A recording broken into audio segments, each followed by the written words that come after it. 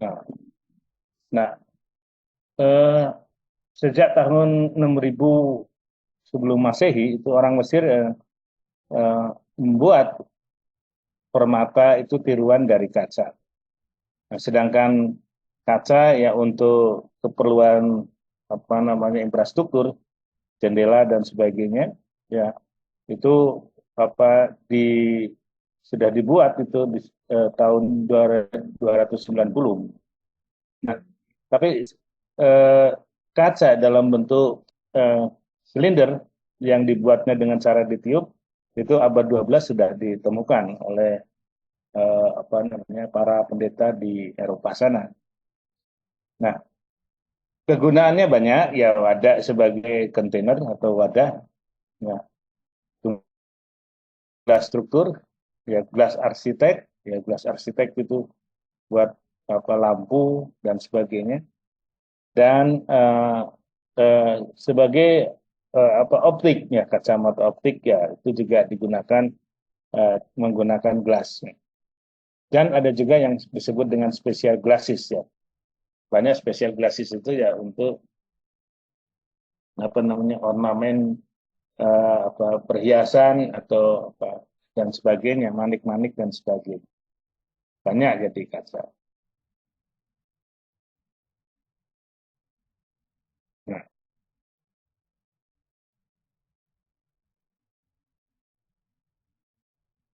nah, ini contoh beberapa eh, jenis kaca, yaitu kaca praktis, ada kaca untuk gelas industri, ada untuk kaca seni, ada kaca untuk keperluan kedokteran, ya, kaca untuk kebutuhan laboratorium. Saya kira Anda juga sudah paham dan ini banyak apa di lingkungan kita. Nah, sejarah penggunaan kaca atau gelas ini ya sejak 5000 sebelum Masehi, orang Mesir kuno itu gelas itu eh, memakai gelas untuk keluarga kerajaan dan pemuka agama sebagai apa dulu sebagai simbol kemewahan atau apa ya simbol apa status sosial dari zaman dulu itu menggunakan gelas. Nah, biasanya digunakan sebagai wadah atau dekorasi atau juga untuk pencatatan sejarah karena gelasnya itu bisa berupa gelas seni gitu ya, bisa diukir, ditulis dan sebagainya.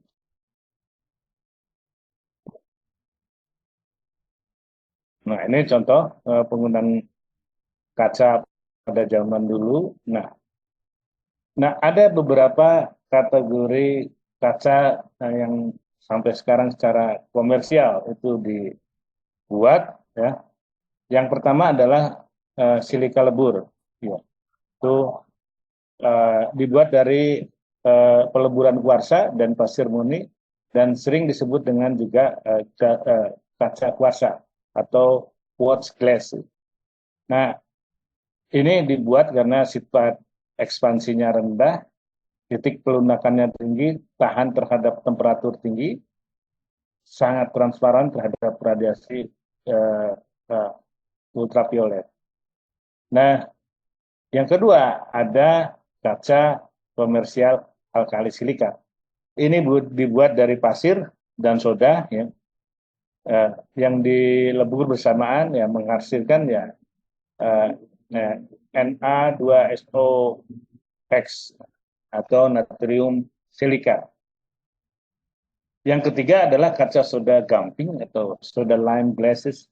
Ya, itu 95% semua kaca yang dihasilkan atau diproduksi dipakai untuk kaca-kaca lembaran, kaca mobil, ya, dan barang pecah lainnya. Nah, ini sifatnya lebih sulit mencair, tapi lebih tahan terhadap bahan kimia. Nah, yang keempat ada kaca timbal dengan cara menambahkan eh, kalium oksidil digunakan ini untuk apa, keperluan optics ya. Nah, penambahan K2O itu digunakan untuk meningkatkan indeks bias dari kaca yang dihasilkan. Nah, eh, sehingga dia cemerlang. Nah, tapi juga digunakan untuk apa bola lampu, bahan reklame dan sejenisnya. Kemudian yang kelima adalah kaca borosilikat. Ya, ini dilakukan dengan penambahan uh, barium oksida dan natrium oksida. Ya, ini dibuat untuk kaca terhadap tahanan kimia tinggi, ya, dan juga temperatur tinggi karena koefisien ekspansinya rendah. Dan kaca karboksilat ini kalau di laboratorium itu dikenal dengan kaca Pirex, ya, itu nama mereknya kaca Pirex. Itu keperluan uh, laboratorium misalnya, karena untuk pendidikan ya begitu didinginkan dia bisa pecah. Nah, kalau dengan borosilikat ini dia tahan terhadap ekspansi yang mendadak, kemudian tahan terhadap stabil terhadap kimia, temperatur tinggi, dan tahan listrik yang tinggi. Ya, kemudian ada kaca serat, ya kaca khusus, ya, kaca berwarna bersalut, ya, opal, transfer, kaca optik, dan untuk kaca keselamatan. Kemudian yang terakhir itu ada kaca serat kaca, uh, uh, glass wool, ya, fiberglass, ya. Ini tahan terhadap kondisi cuaca, kandung silikanya rendah sekitar 55%. Nah, kegunaannya untuk apa ini? Serat kaca itu? Ya, kegunaannya serat kaca itu biasanya untuk bahan isian untuk peredam atau uh, uh, lapisan insulator, insulator untuk peralatan yang tahan panas itu diberi fiberglass. Kemudian ada ini berbagai jenis jar, wadah kaca, berbagai jenis botol juga ada. Itu contoh-contoh kaca. Ya, nah untuk keperluan yang lain ya untuk lebih keperluan saintifik dan sebagainya, penggunaan kaca itu seiring dengan perkembangan keilmuan dan teknologi itu untuk prisma dan lensa itu kaca ya itu biasa untuk mempelajari tentang cahaya, ya misalnya Isaac Newton menggunakan prisma dan lensa untuk menjelaskan spektrum cahaya pada tahun 1672 menggunakan ya kaca, tapi yang dibentuk dengan prisma. Kaca pembesar ya itu untuk keperluan mikroskop, keperluan teropong, ya, ya, dan untuk ilmu astronomi dan ilmu mikrobiologi. Untuk kacamata ya jelas kita menggunakan membantu penglihatan. Nah, bahan bakunya ada 4 kategori, yaitu bahan pembentuk kaca atau gelas, flux itu untuk menurunkan titik leleh, ada stabilizer dan stabil, dan komponen-komponen sekunder yang ditambahkan untuk memperoleh jenis kaca tertentu. Nah,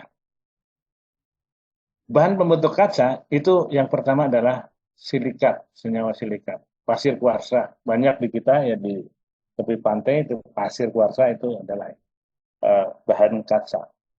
Kemudian ada oksida borat, ini digunakan untuk meningkatkan kemampuan leburnya.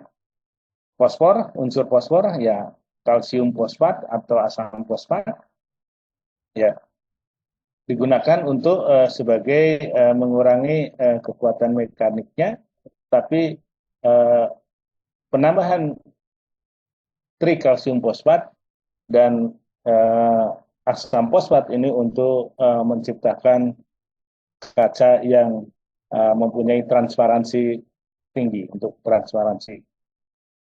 Nah, kemudian perspat, ya, ini perspat ini apa namanya uh, untuk kecenderungan produk untuk vitrifikasi, ya, berbentuk melebur ya untuk feldspar. Ini kertas juga sebagai bahan semen sebetulnya, bahan baku semen adalah feldspar. Jadi campurannya ada flux, itu ada feldspar, alkali oksida dan seterusnya, ya gabungan dengan natrium dan kalium. Kemudian boraks ditambahkan untuk pembentukan kaca dengan tujuan menurunkan koefisien ekspansi, nah menaikkan ketahanan terhadap bahan kimia.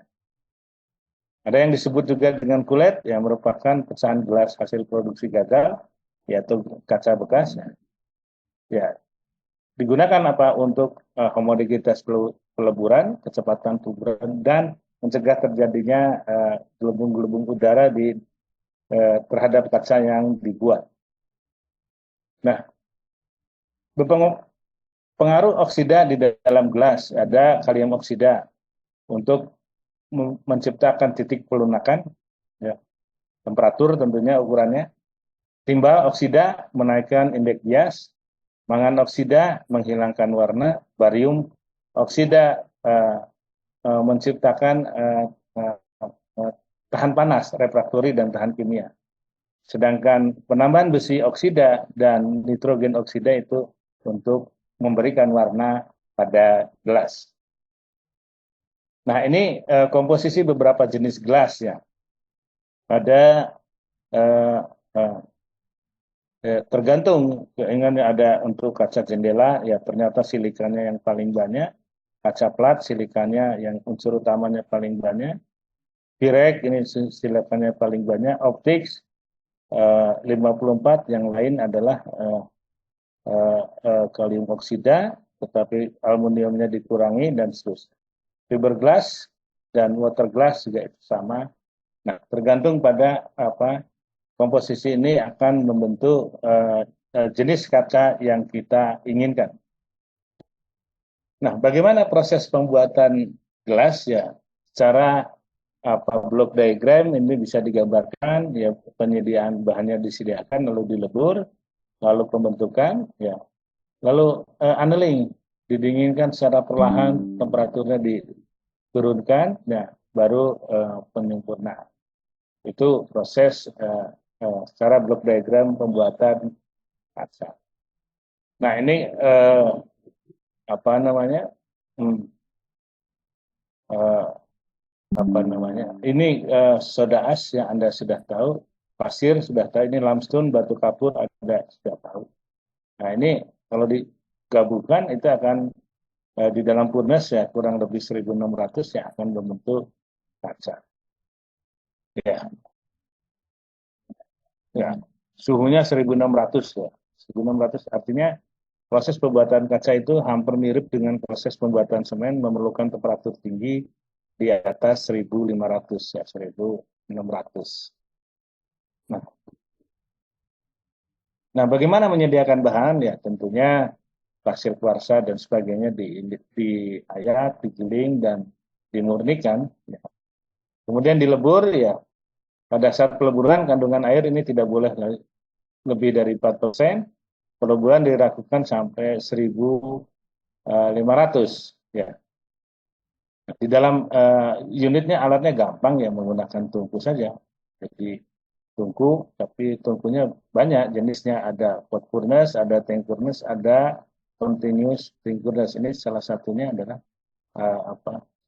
pot furnace ini, contoh. Nah, ini pot furnace yang tadi sudah digambarkan. Contoh ini adalah kaca, bahan-bahan kaca yang sudah mengalami peleburan. Ini tank furnace, bentuknya seperti kaki, sehingga hasil peleburan silika dan sebagainya itu membentuk cairan kaca. Ya, ini ada double pot furnace. Ya, kemudian ini ada continuous tank furnace, artinya umpan dimasukkan terus lalu dilebur ya. Selama ini juga cairan kacanya diambil secara terus-menerus sinambung. Ini contoh continuous tank furnace ya. Kemudian ini reaksi-reaksinya. Nah, Anda kalau melihat ini eh, eh, kalau secara keilmuan itu eh, agak rumit. Kenapa rumit? Yang Anda sering tahu kan reaksi itu cair dengan cair, cair dengan gas, gas dengan gas.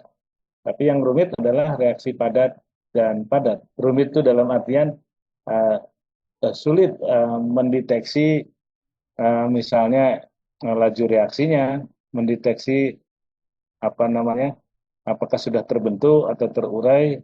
Ya, itu biasanya dilakukan tidak diukur konsentrasinya, biasanya dilihat dengan kasat mata saja atau dengan perubahan fisik yang hasil jadi. Contohnya adalah gini, kalsium deskomposisi ini batuan kalsium karbonat itu setelah dipanaskan dia akan membentuk CaO. Nah, terlihat secara fisik berubah kalsium ini dengan mengeluarkan CO2. Nah, reaksi padat-padat itu kalsium karbonat yang sudah terdekomposisi itu direaksikan dengan silikat, yaitu dicampur lalu dipanaskan. Nah, jadilah kalsium silikat. Nah, kemudian sedangkan ada natrium karbonat itu dengan tadi ditambahkan kalsium kuat menjadi natrium karbonat juga. Natrium karbonat CO3 dua kali. Nah, ini semua reaksi petrifikasi apa dalam reaksi peleburan itu eh, bentuknya semacam ini. Lalu penambahan karbon terjadi petrifikasi cepat jadilah ini. Nah, ini adalah eh, bahan eh, kaca hasil reaksi bahan-bahan silika, ya kalsium, limestone dan sebagainya. Nah, ya reaksi yang terjadi begini, ya ah, apa namanya? Pada prakteknya ini kalau reaksi cair-cair mudah diamati, sudah bereaksi sekian apa namanya eh, sekian persen itu bisa diamati dengan dianalisa konsentrasinya. Tapi kalau yang reaksi padat-padat ini agak sulit. Paling diamati ya secara fisik saja bahwa uh, itu sudah terjadi reaksi. Ya, reaksinya sampai mana sudah terjadi. Tapi bisa juga diamati karena selain reaksi padat-padat ini hasilnya adalah fasa gasnya. Jadi indikatornya adalah apa gas-gas ini bisa diamati. Nah, ini semua adalah reaksi padat-padat yang menghasilkan uh, gas. Ini reaksi yang terjadi di saat peleburan bahan-bahan pembuat kaca.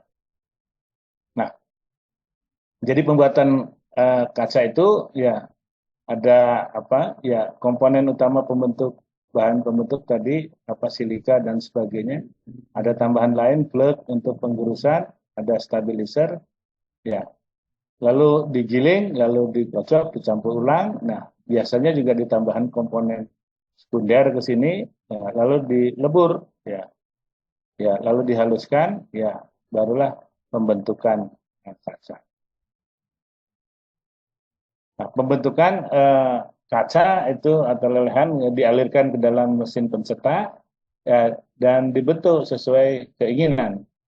Nah, biasanya dibentuk dengan cara ditiup, blowing dalam cetakan, jadi botol, jadi bohlam, ditekan, ya contohnya adalah piring, mangkuk, drawing, ya contohnya pipa dan lembaran kaca, rolling, lembaran gelas yang lebih tebal, dengan karting itu contohnya adalah lensa gelas. Ya.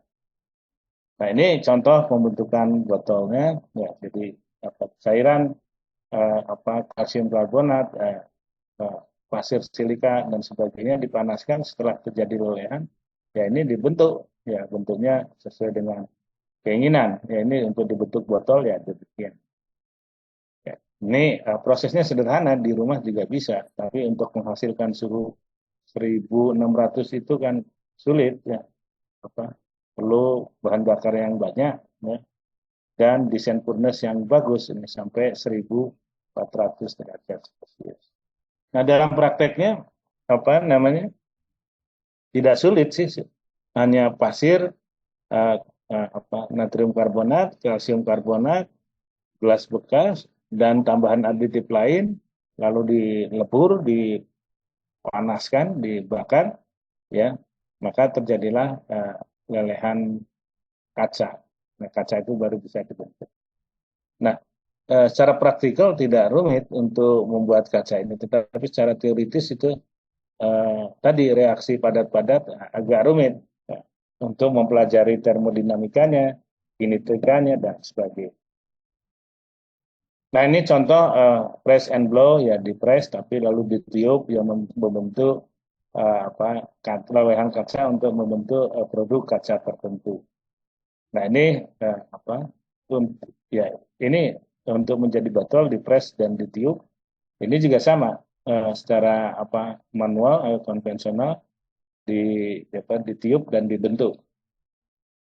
Nah, itu contohnya jadi apa, di dalam itu di butiran kacanya dipres, nah, lalu diputar dan sebagainya, nah, membentuk vas bunga dan sebagainya. Itu. Nah, pembentukan lembaran kaca dengan proses drawing ya ada secara otomatis ya, dengan menggunakan nada stirer dan sebagainya, dan draw, jadi ditarik begini ya nanti akan membentuk lembaran kaca. Hmm.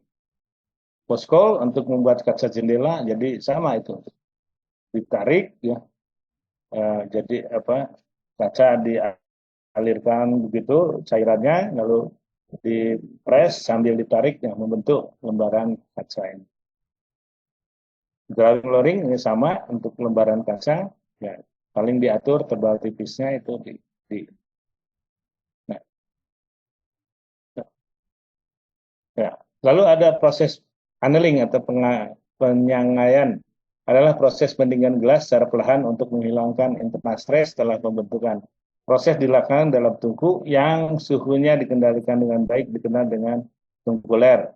Gelas yang tidak mengalami pengalian kemungkinan ada yang mengalami retak atau hancur jika gelas tersebut mengalami perubahan suhu atau guncangan mekanik yang relatif kecil. Nah, ini penting ya karena apa namanya eh, ada jadi untuk menghasilkan produk gelas yang kita inginkan, yang tahan terhadap perubahan temperatur, perubahan benturan dan sebagainya, itu proses ini sangat penting, proses pendinginan. Ada kaca mobil ini kena benturan sedikit itu langsung remuk gitu menjadi butiran-butiran. Nah, dikendalikannya dengan proses ini annealing. Nah, gelas dipanaskan hingga suhunya mencapai kondisi pelepasan stres, yaitu uh, yang disebut dengan temperatur annealing point.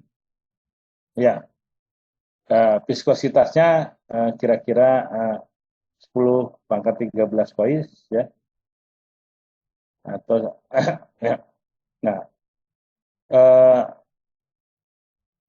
pada viskositas ini cukup keras ya, tidak berubah bentuk dan tapi cukup lunak untuk mengurangi stresnya. Jadi pengendalian annealing ini berguna untuk menginginkan kaca jenis tertentu yang stabil ya, misalnya tidak tahan kejut ya ketika kaca itu, atau kalau produknya adalah gelas, dia panas begitu dikasih air dingin lalu pecah, nah itu adalah dikendalikan di proses penyangaian ini, proses annealing ini. Ya, ya disedingkan perlahan, ya di bawah titik strain ya bisa ditunggu ditunggu hingga suhu ruangan ya, sehingga material gelas itu bisa dipotong, dilubangi dan dipoles. Nah itu untuk proses annealing. Nah, berapa temperatur gelasnya ini ya itu dia akan sebetulnya gelas itu bisa meleleh suhu 600 juga sudah meleleh. Ada tergantung ya. Nah, tergantung tadi jenis gelas yang dihasilkan. Nah, ini adalah proses tungku ya untuk uh, uh, uh, pembuatan gelas. Ini juga sama. Ini adalah untuk proses apa mesin untuk menghasilkan gelas tertentu. Nah, ini juga ya. Ya, glass furnace system. Nah, itu proses annealing ya, proses pendinginan untuk menginginkan jenis gelas tertentu. Nah, ini ada float glass plant ya, silika dan ini didinginkan ya, terus dibuat float ya, dibuat molten ya, lalu baru dibuat gelas-gelas ya. Ya, ini ada uh, jenis gelas ya yang lebih kuat sehingga dipanaskan pada 1200 ya dengan pendinginan yang begitu cepat ya, itu tujuannya untuk apa ya, untuk supaya bisa kuat. Nah, ini sebetulnya masuk ke dalam ilmu teknik mesin. Jadi komposisi dengan proses itu akan berpengaruh pada kekuatan atau sifat dari gelas tersebut. Ya, ada yang tahan stres, tahan panas ya. Di samping tadi komposisi juga proses pada saat pembuatan itu sangat berpengaruh. Nah, pendinginan juga bisa dilakukan proses annealing ini diturunkan perlahan atau dengan menggunakan quenching, pendingin pendingin tiba-tiba ya. Quenching itu uh, biasanya pendinginannya oleh air ya dan sebagainya. Ini adalah seperti water bed saja begitu ya, untuk mendinginkan kaca ini. Nah, saya kira demikian. Nanti minggu depan masih ada satu kali lagi pertemuan ya. Halo, tes. Iya, Pak. Ya, nanti slide-nya akan saya. Tidak ada yang sulit kan sebetulnya ya? Yang sulit itu ya semua. Dimengerti, Pak. Ya, nanti minggu depan akan saya industri apa nanti industri garam sudah ya? Garam. Udah ya yang sebelumnya bukan ya Pak? Kenapa? Yang sebelumnya ya itu? Atau Ada, udah ada belum? Belum ya? Ya. Belum pakai, Pak. belum kayaknya Pak. Ya, baik. Soalnya terakhir itu urea. Ya. Baik, minggu depan nanti saya kasih industri garam sama industri asam sulfat yang agak sedikit rumit prosesnya. Ya, Untuk materi UAS itu dari mana, Pak, awalannya, Pak? ya dari awal aja dan nggak susah lah itu kalau dibaca juga ini. Dan materinya sudah ada saya berikan, ini ada yang tanya chatting materinya di share, ada di share di e-learning ya, sekalian Anda lakukan presensi ya. Baik, Pak, sudah, Pak. Ya Pak. Baik. Ya. Jadi ini ada yang tanya di chat itu materinya udah bisa diunduh di e-learning. Baik, saya kira cukup sekian ya. Mudah-mudahan ada ilmu yang didapat. Ya, selanjutnya pengembangan terserah Anda sendiri ya, banyak. Sekarang kan banyak Google, banyak ini Anda silahkan belajar sendiri. Nah, tentang reaksi padat itu nggak terlalu detail lah di pengantar industri kimia ini. Nanti Anda dapat di mata kuliah. Baik, Assalamualaikum warahmatullahi wabarakatuh. Waalaikumsalam warahmatullahi wabarakatuh. Terima kasih.